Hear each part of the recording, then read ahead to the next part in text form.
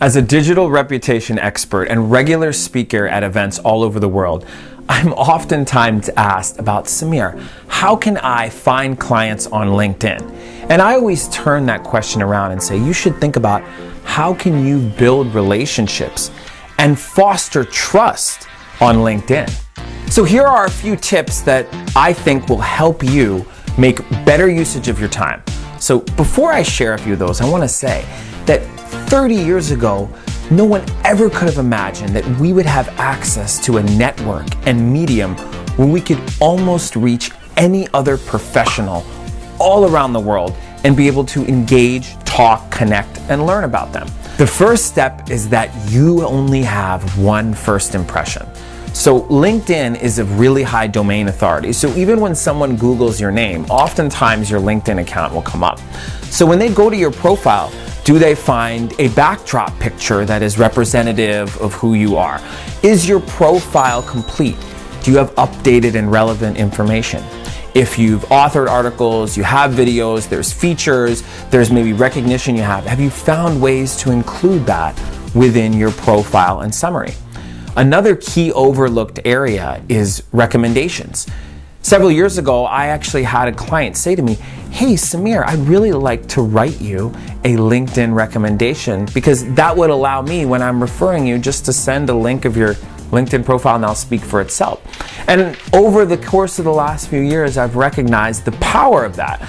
Because when somebody sees, hey, other clients and other people really think highly of Samir, they trust him, they like him, he's delivered for them on complex engagements, they feel that I'm more approachable and they recognize that they've probably found the right person to be able to hire. So those are some of the key components that will allow someone who looks at you to think highly, think favorably. Remember, in the digital era of today, you are meeting people less and less in person.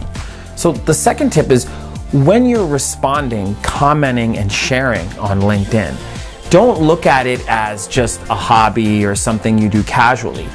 Take the time to communicate on LinkedIn as if you are talking and meeting these people in person. If you went to a meeting with the CEO of a company, what article would you want them to read? What would you want to say to them? How would you reflect upon some recent recognition of someone that you think that you can do business with? So in thinking about it being a conversation between you and someone else, that helps filter out a lot of the noise and maybe some of the other, I would say, tendencies that we have on LinkedIn to maybe not be as professional or as genuine or as meaningful in what we say. The last tip and strategy I want to share with you is that you need to take the time to really research and understand who people are. So when you connect with someone, make sure you do it on your desktop so you can add that custom note. When you have a follow-up message with somebody, make sure that it's genuine, it's custom. Resist the temptation to do some of that mass message marketing that none of us really like to receive, and I oftentimes unconnect with people when I receive those, I would say, spammy messages.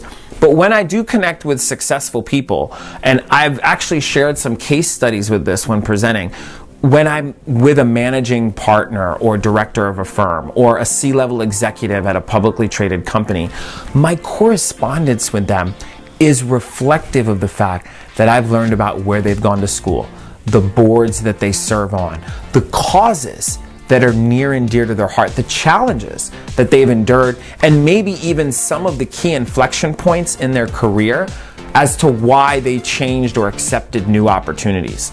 Because when you're able to talk about those details and share them, you automatically get someone's attention because they think, wow, Samir isn't just saying he's interested in me, he's proven it in what he said.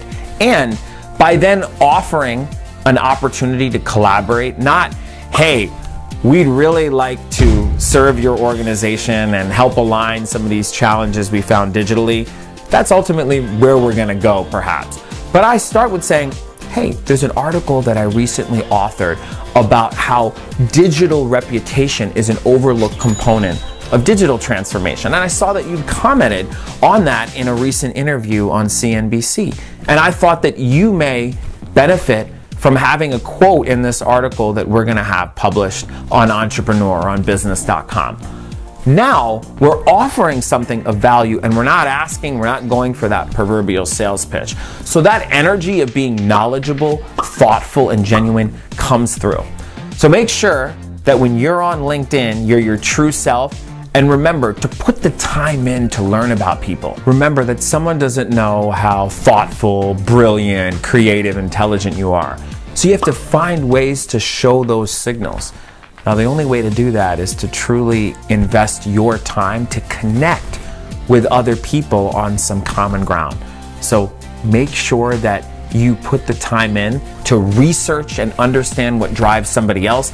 That will be the first step to going from an online connection to a real relationship, a friend, and perhaps a client. So in summary, we have two choices when we're thinking about representing ourselves online or just in life. We can create a perception that we are something, or two, we can be our true, authentic selves.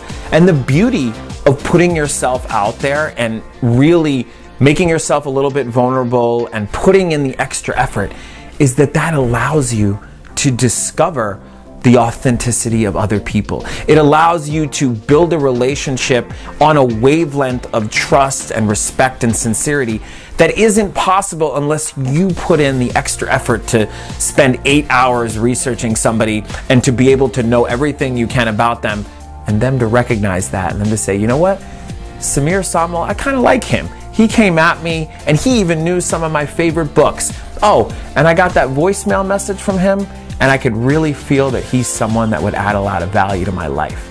That's how you can take a connection on LinkedIn and turn it into a lifelong friendship and potentially a client.